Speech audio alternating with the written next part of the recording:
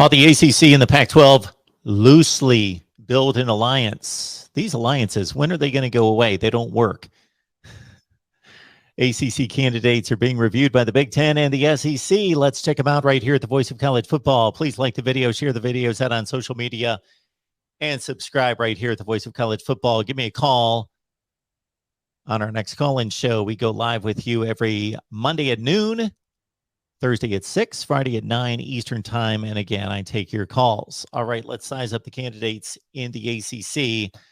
Let's start with the most successful program in the conference by far over the past 5 or 6 years and over the past decade in total. That would be Clemson. What does Clemson bring to the table? One of the top 2 or 3 football programs in the country during the playoff era. One of the top 15 to 20 all time. And of course, they're elite now. Would they be elite without Dabo Swinney?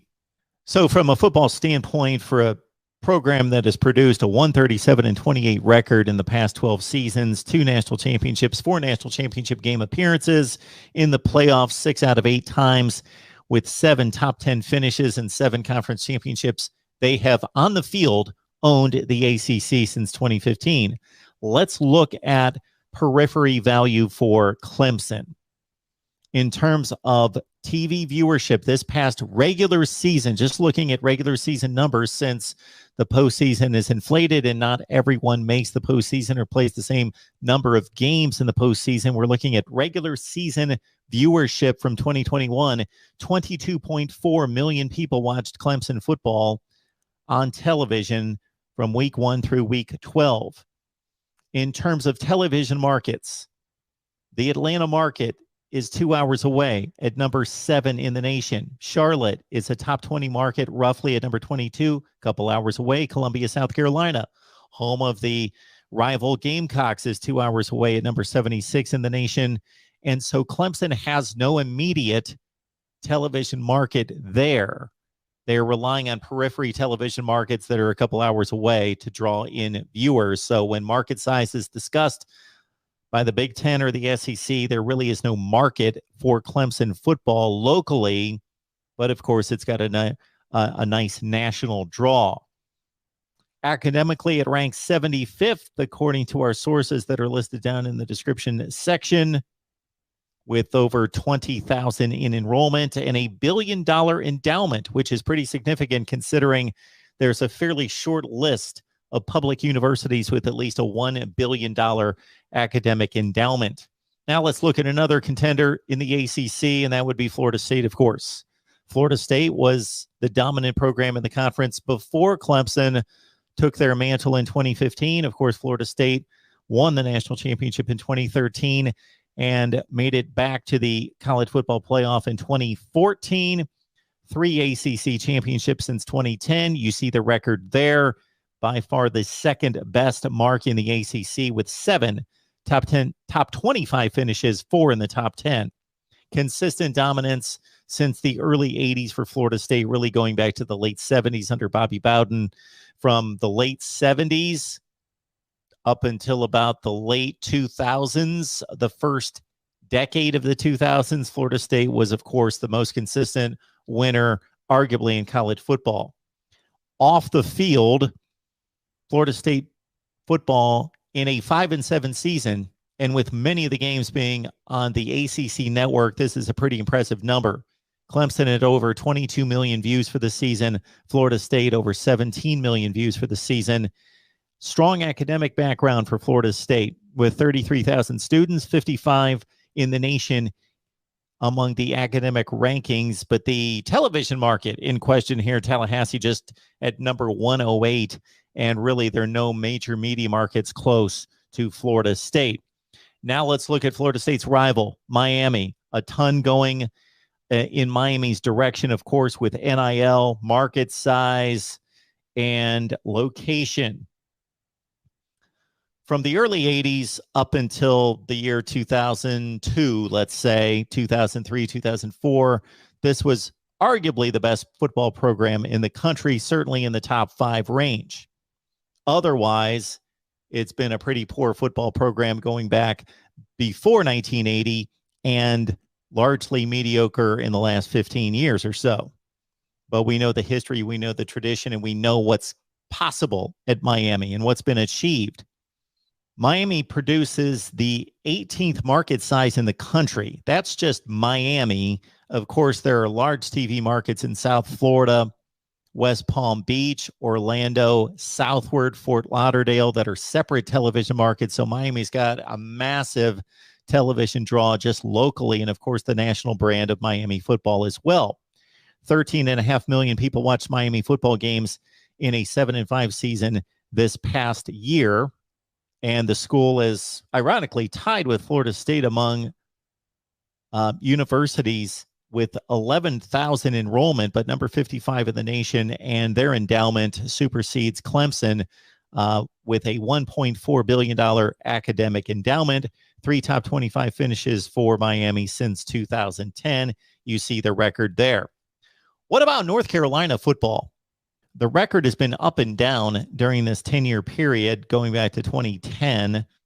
Larry Fedora had some success. They went to an ACC championship game. They had an 11-win season and some success, of course, with Marquise Williams and Mitch Trubisky at quarterback.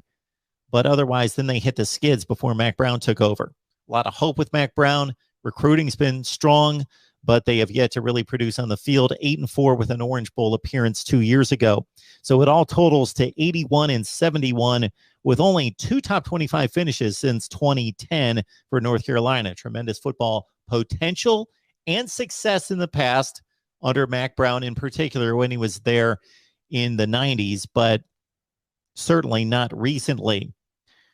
The television market in North Carolina is exploding as the population explodes. Charlotte's at 22, Raleigh-Durham's at 24, but it jumped by 20% in population just from 2020 to 2021.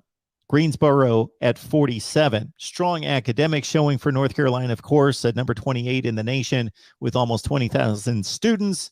And 10.5 million people watch North Carolina football this past football season. Been talked about many times, especially in connection to the Big Ten, that North Carolina might be a fit along with Virginia based on their rivalry, based on recruiting territory, based on geography, of course, and based on their similar academic status. On the field, a mess. Bronco Mendenhall won a division championship in 2019. Other than that, 63-84, and largely just not a contender in the ACC during that time, but the one division championship, and you see the record since 2010. In terms of people watching Virginia football in this past season in which they went 6-6, almost 8 million people watched the regular season for the Cavaliers. But academically, my goodness, we're talking about the highest ranking of any of the schools we'll cover here, 25th in the nation, and 17,000 enrollment. Look at the endowment. That endowment number at $10.5 billion is the 5th highest among public universities in the country. And the television's intriguing. Washington, D.C.'s close. Now, anytime I mention a television market that involves an NFL team, then that has to be taken into consideration. That's a disclaimer right there. Are people in Washington, D.C. concerned about Virginia football? Even if they're good, probably not. But they're potential customers. They're close. There is a lot of Virginia academic talent that, of course, takes residence there in Washington, D.C. and in that Metro DMV area. And then our final candidate, and there are others, of course. Virginia Tech is a viable candidate. North Carolina State certainly has built its football program to a reputation and a status right now that's as strong as it's been probably in its history. But we're going to look at a wild card here in Atlanta-based Georgia Tech. The Jackets are awful on the field under Jeff Collins. Paul Johnson, though, was able to win at Georgia Tech, went to the ACC championship game in 2014, won the Orange Bowl, went to an Orange Bowl in 2009, up until Florida State took over roughly in 2010, 2011, and then Clemson. Georgia Tech was appearing in as many ACC championship games as anybody not named Virginia Tech for the first 7 or 8 years of the conference championship game. And 6.5 million people watch Georgia Tech football. And you got to remember, especially with North Carolina, Virginia, and Georgia Tech, a ton of these games played on the ACC network because of their lack of draw and lack of success on the field in 2021. Academically, Georgia Tech is phenomenal, 38th in the country, 16,000 students. The endowment is pushing $3 billion. More so than that, Georgia Tech brings the Atlanta television market and Atlanta recruiting. So keep that in mind as well. Atlanta and Houston are the two metro areas that produce the most NFL players of anyone.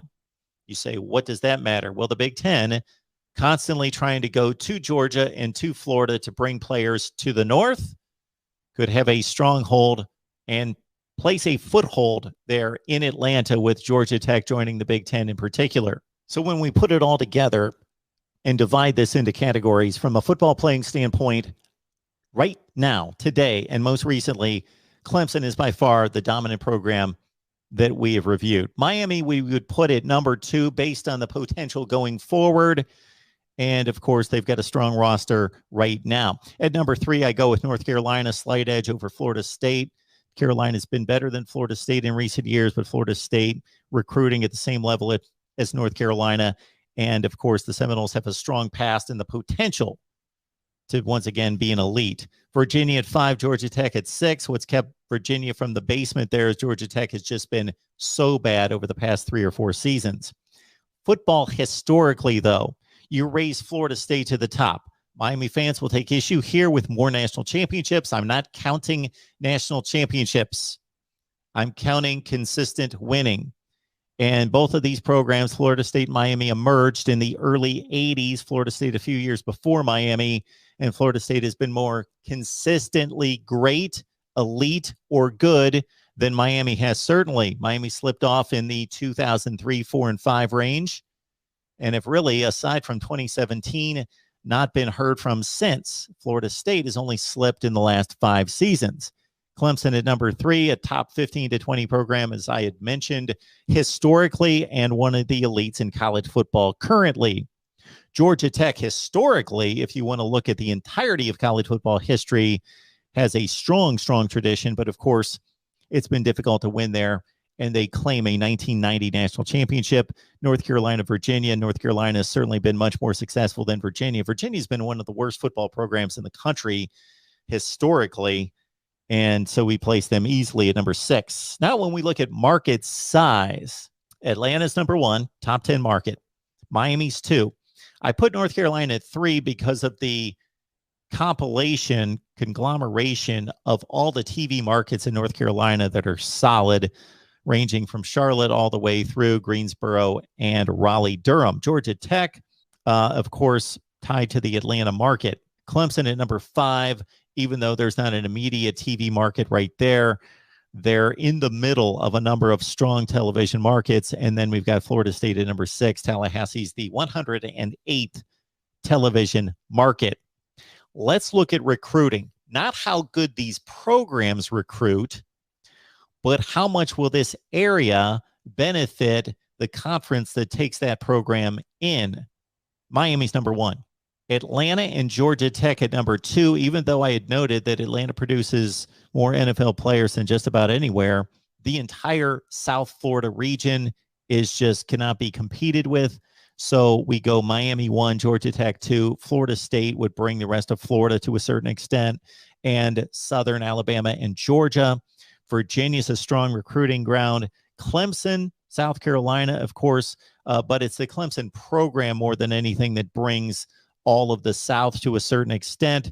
Again, this is a rough general rating of what these programs would bring to the rest of the conference through their addition in recruiting. And North Carolina, number 6, certainly that is not a number 6 or last ranking because of lack of strength from North Carolina. That just means that this 6 are stacked in recruiting. They all are a huge plus to whatever conference brings them in, especially the Big Ten. And then academically, again, they are all strong, especially the top 5. Clemson lagging a bit behind the others, but Virginia, North Carolina, Georgia Tech, all stout, as is Miami and Florida State, all tremendous schools. I got to admit, it surprised me somewhat that Florida State and Miami are ranked dead in a dead heat tie academically. All right, that's our look at the ACC candidates for the Big Ten or the SEC. Of course, geographically, they make more sense for the SEC, especially the Florida schools and Clemson. But the academic prowess of many of these schools, pretty much the entire list, bodes well for connection to the Big Ten. And, of course, the Big Ten challenging the SEC as they continue to counter-punch here in a war of attrition in college football. Leave your comments below. We'll talk it up right here at the Voice of College Football. See you next time.